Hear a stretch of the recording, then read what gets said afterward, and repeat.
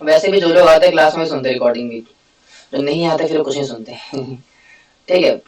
वैसे हो तो कंटेंट से मतलब है, यूट्यूब चैनल पे कंटेंट मिल जाता है, वही बड़ी बात है। क्या फर्क पड़ता है हमें, है ना। हमारा कंटेंट चले आता है यूट्यूब पे, सब्सक्राइबर मतलब आ जाता है अपना, सब चल जाता है, क्या दिक्कत है। तो प्रसाद प्राप्त करने से, है ना, अगर राम आशा बोला जाए तो भगवान की भक्ति करने से ये सारे जो दोष हैं वो चले जाते हैं। है ना जी। आगे बढ़ते हैं। टेक्स्ट नंबर 65 क्या कह रहे भगवान कि प्रसादे सर्व दुखानां हानिरस्योपजायते प्रसन्न चेतसो हर्षो बुद्धि पर्यावतिष्ठते। कह रहे हैं कि for one the satisfied in Krishna consciousness the three fold miseries of material existence exist no longer. In such satisfied consciousness, one's intelligence is soon well established। बड़ी सिंपल सी बात है भैया। कह रहे हैं कि इस प्रकार से कृष्ण भावनामृत में तुष्ट व्यक्ति के लिए संसार के तीनों ताप नष्ट हो जाते हैं। और ऐसी तुष्ट चेतना होने पर उसकी बुद्धि शीघ्र ही स्थिर हो जाती है ना। अगर कोई व्यक्ति कृष्ण भावना भावित है या कृष्ण भावना में स्थित है, यानी कृष्णा कॉन्शियसनेस में स्थित है, ऐसा व्यक्ति वो तीन प्रकार के तापों से ऊपर उठ जाता है। और तीन प्रकार के ताप कौन से हमने कल डिस्कस करा था, आधि दैविक, आधि भौतिक और आधि आध्यात्मिक। आधि भौतिक कौन सी होती है, जो कि हमें भौतिक संसार से प्राप्त हो रही है। बाढ़ आ गई, सुनामी आ गई, और कोरोना वायरस आ गया, ये क्या है, आदि भौतिक। आदि भौतिक क्लेश पहला। दूसरा है आदि दैविक, यानी कि हमारा शनि भारी है, राहु भारी है, और शनि की दशा, केतु भेतु जो भी कुछ होता है मुझे नहीं पता, तो ये सब क्या है, आदि दैविक। और आदि आध्यात्मिक क्या है, अपने खुद के पुराने कर्मों के कारण मिल रहा है, शरीर से मिलने वाले कष्ट मिल रहे हैं, सर दर्द, पैर दर्द, पेट दर्द, हाथ दर्द, नाक दर्द, गला दर्द, आत्मा दर्द। आत्मा दर्द नहीं होती, आत्मा मतलब जो हमारे शरीर से मिलने वाले कष्ट हमें अपने प्रारब्ध से मिलते हैं, अपने कर्मों से मिलते हैं, उसको बोलते हैं आदि आध्यात्मिक। और इन तीन प्रकार के तापों से मुक्त हो जाता है व्यक्ति, ऊपर उठ जाता है अगर कृष्ण भावना में इतने स्थित होता है तो। ठीक है, बड़ा सिंपल सा लॉजिक था। आगे बढ़ते हैं। आगे कह रहे कि नास्ति बुद्धि युक्तस्य नाचा युक्तस्य भावना नाचा भायावयतः नाचा भावहता शांतिर शांतस्य कुथ सुखम कुथा सुखम। कह रहे हैं कि one who is not connected with the supreme can have neither transcendental intelligence nor a steady mind without which there is no possibility of peace। and how can there be any happiness without peace? Very important। कह रहे हैं कि जो कृष्ण भावना में इतने परमेश्वर में से संबंधित नहीं है उनकी ना तो बुद्धि दिव्य होती है और ना ही मन स्थिर होता है। ठीक है जी।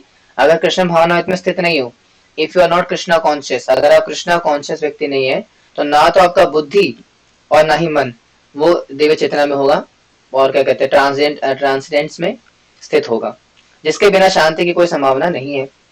और अगर शांति नहीं है तो सुख कहाँ से आएगा। अगर कोई व्यक्ति को सुख चाहिए तो सुख से पहले शांति लानी पड़ेगी ना। One should be peace, one should be in peace for getting happiness, है ना। बड़ा सिंपल सा लॉजिक है। अगर व्यक्ति के पास अगर भूख नहीं लगी हुई है तो खाना क्यों खाएगा वो।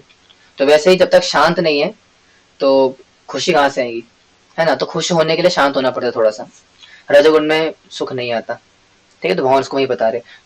आगे क्या कह रहे हैं टेक्स्ट नंबर 67 के अंदर कि इंद्रियाणाम ही चरताम यन्मोनो युधि विधीयते तदस्या हरितम प्रज्ञा वायुरानामिवांभसी। हाँ, कह रहे हैं कि as a strong wind sweeps away a boat on the water, even one of the roaming senses on which the mind focuses can carry away a man's intelligence। Example देना पे भगवान किस प्रकार से होता है। जिस प्रकार पानी में तैरती नाव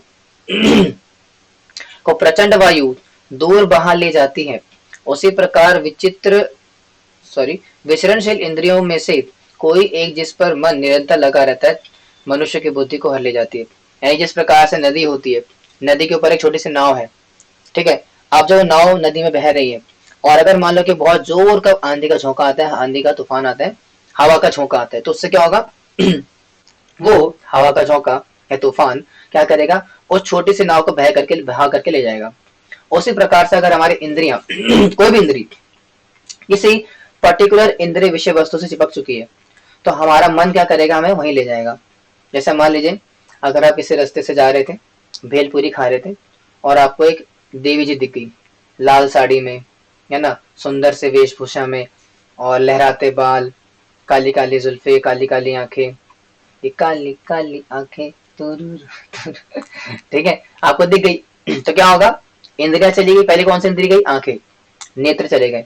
तो जब आंखें चली गई, है ना, आंखें लड़ गई, तो मन में कसी कसी कसी कसी कबक ऐसे कुछ है ना गाना, कि कसी कबक करी, है ना, मतलब जो भी है तो इंद्रिय चली गई, आंख चली गई, तो जहां पे आंख चली गई तो आपका मन भी वहां चला जाएगा बह करके।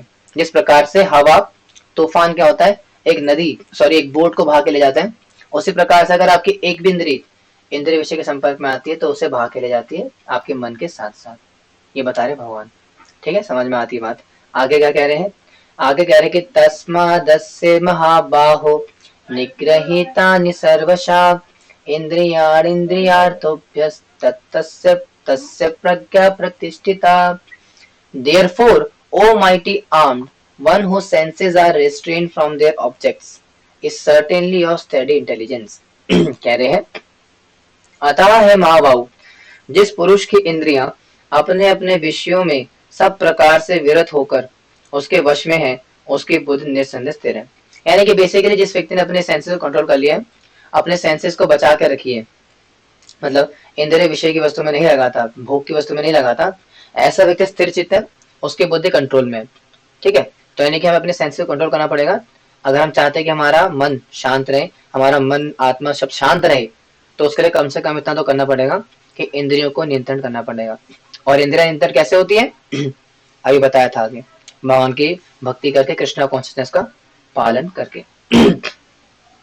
अब भगवान बताते हैं आगे बड़ी इंटरेस्टिंग बात, और ये रेलेवेंट है आजकल के कलयुग वाले जीवों के लिए।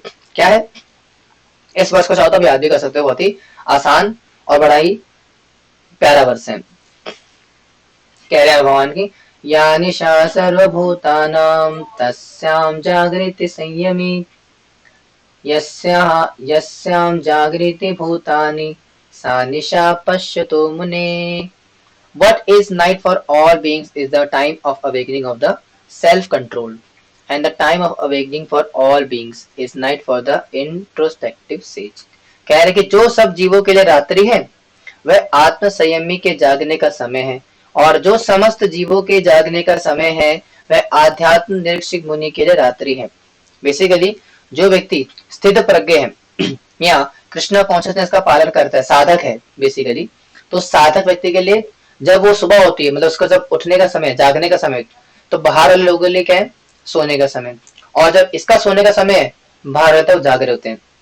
हम इस चीज को देख सकते हैं लाइफ में ना, हम इसको ड्यूटीज क्या होते हैं, सुबह 3:30 बजे उठते हैं, है ना, 3:30 बजे उठ करके नहा धो करके मंगल आरती जाते हैं, और 3:30 बजे हम जाग रहे होते हैं, और बाहर के लोग 3:30 बजे सो रहे होते हैं है ना। और हम जब 10 बजे सो जाते हैं, 10-11 बजे, तब वो बोलते हैं चलो भाई बाहर जाते पार्टी शार्टी करके आते हैं, है ना, आज की पार्टी मेरी तरफ से, चांद को बोलो उतरे फलक से, है ना।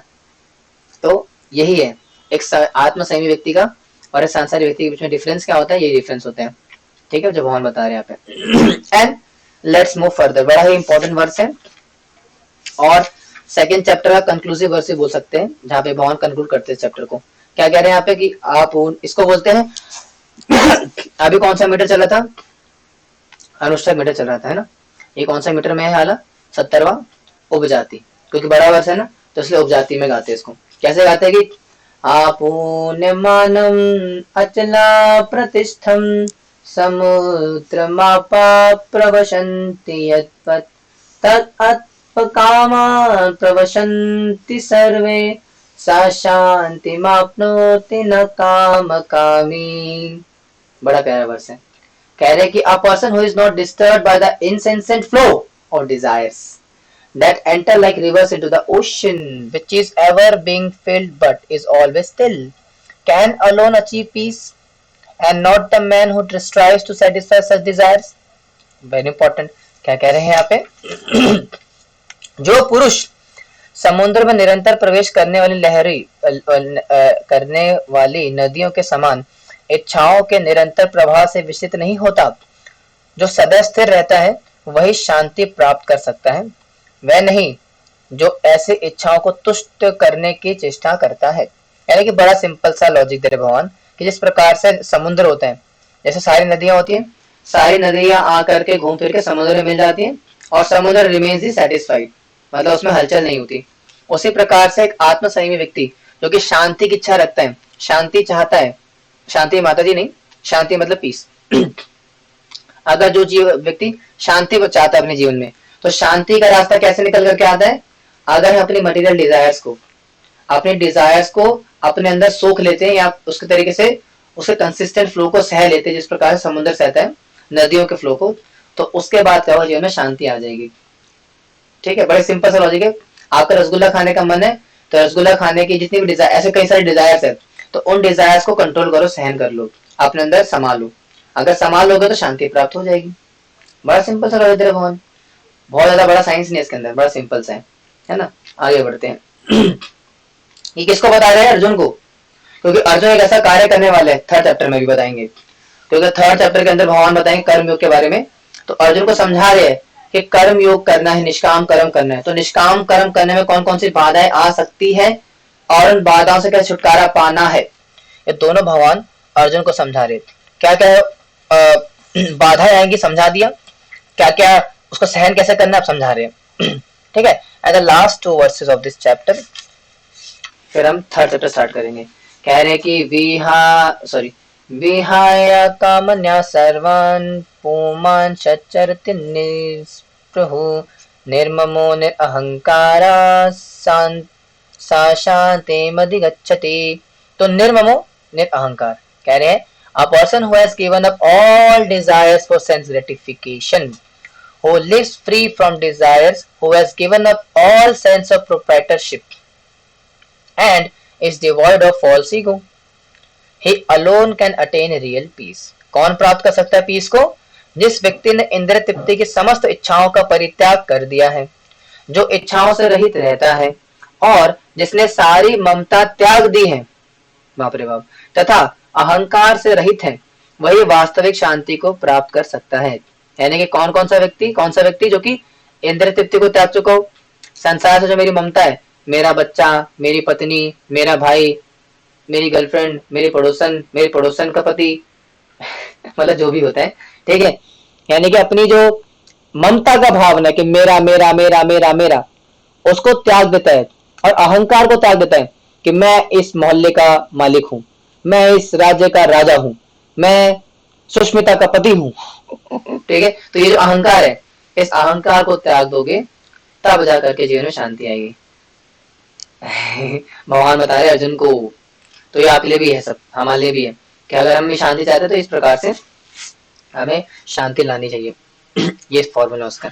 And the last verse of this chapter कह रहे कि एषा ब्राह्मी स्थिता पार्था नैनम प्राप्य विमोहिता स्थित्वा स्यामांत काल्योपि ब्रह्म निर्वाणम ऋच्छति।